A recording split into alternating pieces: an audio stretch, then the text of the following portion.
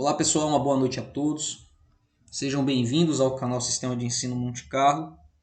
Esse canal é feito para você, estudante do ensino público.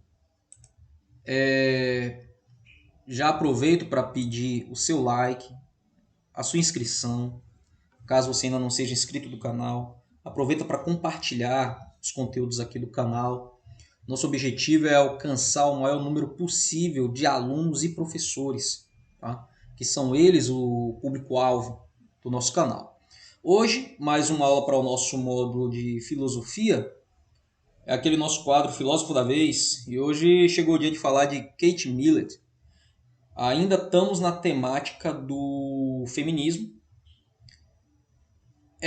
Ainda é necessário ainda falar sobre esses temas, porque mesmo com a nossa sociedade dita moderna, esclarecida, instruída, mas isso fica muito na teoria. Avançou-se muito em questões do radicalismo, isso avançou bastante. Hoje existe até um certo nível de tolerância que seria impensável como exemplo na década de 30, mas ainda há muito que se evoluir. Eu acredito que essa função, ou só vamos chegar a 80% de aceitação das questões homoafetiva, das questões feministas, só com a próxima geração, tá? Que será uma geração que já vai ter isso no seu convívio, tal. Não levanta uma bandeira, não defende uma bandeira, tá? Mas eu prego a tolerância. Nós, professores, nós, orientadores, pesquisadores, principalmente eu que sou humanista, eu prego veementemente a tolerância, já que somos seres humanos, somos diferentes e dotados de raciocínio. Tá? Então, que fique claro, antes de qualquer coisa, que eu não levanto uma bandeira, não sou feminista, não sou machista, não sou marxista, não sou nada disso. Eu sou professor. Sou professor e prego a tolerância. É a palavra-chave. Porque enquanto o ser humano ele não cultivar a tolerância dentro dele mesmo, ainda nós vamos ter feminicídios, intolerância ao homossexualismo e etc. Então, o ser humano ele precisa cultivar dentro dele a tolerância. Tolerar o diferente, acabar com esses preconceitos.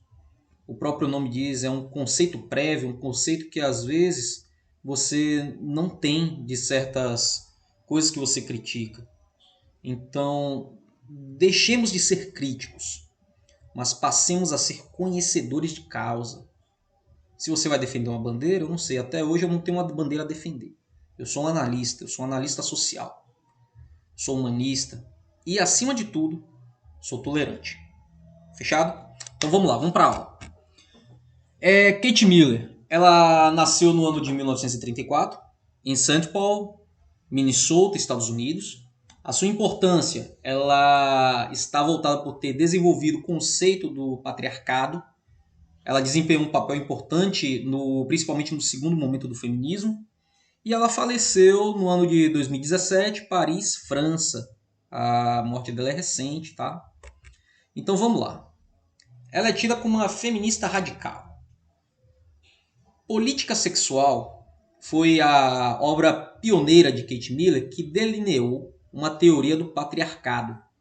Foi um texto central do segundo momento do feminismo, e isso ocorreu no ano de 1970. Millett afirmava que a relação entre os sexos é caracterizada pela subordinação feminina. De fato, seu argumento era de que o governo patriarcal, a instituição por meio da qual as mulheres são controladas pelos homens, é uma característica em graus variados de todas as sociedades históricas. Então, em todo momento da história, em todo momento em que existem seres humanos na Terra, sempre houve o domínio masculino sobre o feminino em todas as esferas sociais.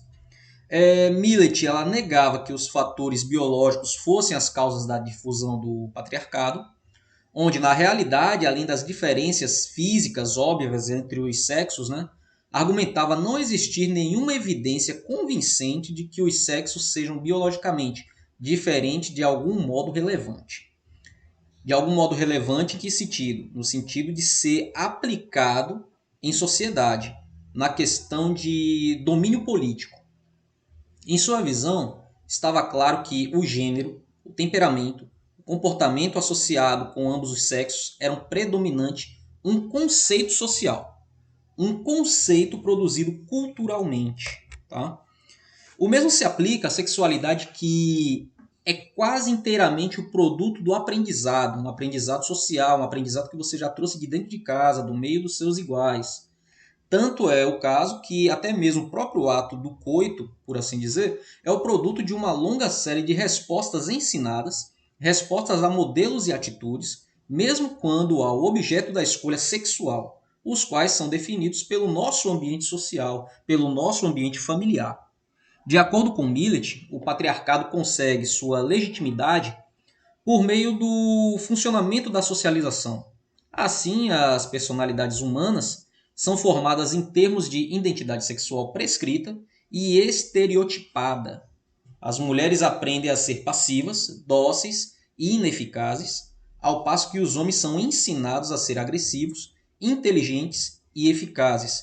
Então, é uma construção social, é uma construção que já vem de séculos de história, e que para desconfigurar isso do caráter humano é complicado, mesmo que na atualidade já tenha se avançado bastante nesse tema. Essa diferença no temperamento é completada e reforçada pelos diferentes papéis vinculados a cada gênero. As mulheres são basicamente confinadas ao papel doméstico.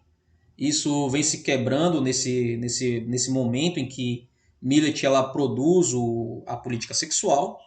E ela vai além do argumento que o papel das mulheres tem muito pouco para separá-la dos animais. Em que sentido?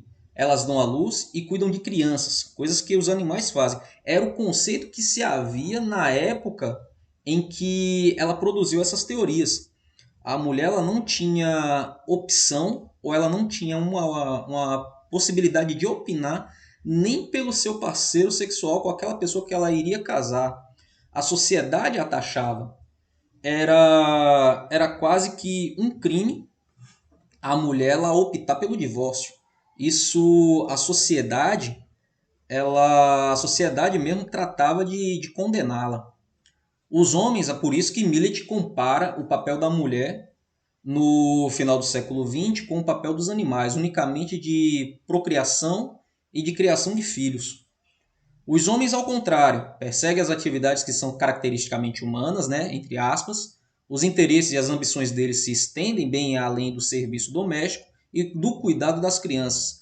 Ou seja, a mulher é aquela que cuida do lar, é a mulher que cuida da família, e o homem o provedor do bem-estar da família.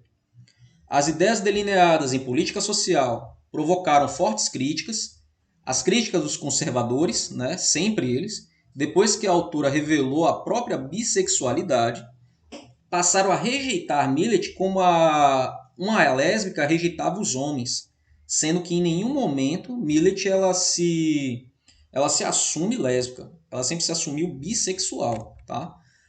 As críticas das próprias feministas, sim, até as feministas passaram a criticar o trabalho de Millet, que afirmavam que a ideia de que o patriarcado tinha efetivamente infantilizado as mulheres denegriu e supervalorizou o alcance do poder masculino. Em resumo, foi um tiro pela culatra. Também foi criticada por exagerar no papel da cultura na construção do gênero e da identidade social. Então, isso é normal até mesmo com os grandes pensadores, sempre vai haver crítica. No entanto, seu trabalho aos olhos contemporâneos, ela permanece de suma importância.